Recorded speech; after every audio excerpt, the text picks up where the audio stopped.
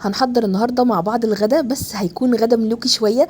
النهارده كده وانا بقلب في الصفحه قلت عيب لما ابقى بورسعيديه ومش منزله اي وصفه للجمبري.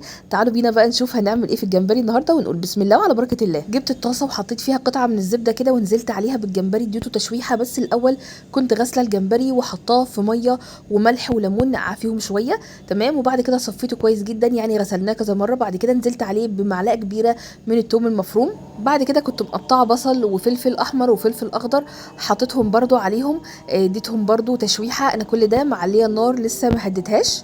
هقلب بقى كل ده مع بعضه، وبعد كده هحط عليهم بابريكا حمراء كنا قبل كده عاملينها مع بعض. بعد كده هنبدا ان احنا نضيف البهارات بتاعتنا. بهارات السمك بتبقى عباره عن ملح وكمون وكزبره ناشفه، ولو عايزين تحطوا كمان شويه شطه حمراء حطوا. عايزه اقول لكم بقى ان بعد ما بحط البهارات وميكس بقى الحاجات دي كده كلها مع بعض، شموا الريحه معايا، الريحه بتطلع جامده من الاخر.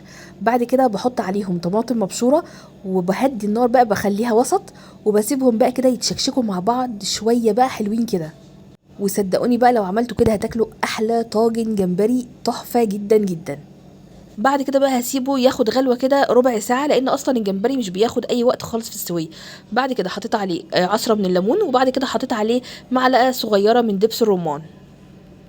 الريحه فعلا جمدان من الاخر، وهو اصلا نزل ميته، خدوا بالكم انا ما حطيتلوش اي ميه خالص. هو هنا كده خلاص بقى في المرحله الاخيره من التسويه. انا خلاص طفيت عليه تمام، وهبدا بقى اللي انا احطه في الطاجن بتاعي. هتقدموه بقى مع عيش وسلطه الطحينه، بيبقى تحفه جدا.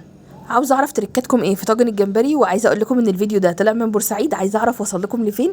واهم حاجه ما تنسوش لو وصلتوا لهنا تصلوا على النبي وتتابعوني. انا ساره جمال من بورسعيد، باي باي حلوين. بابا حميته سلاي.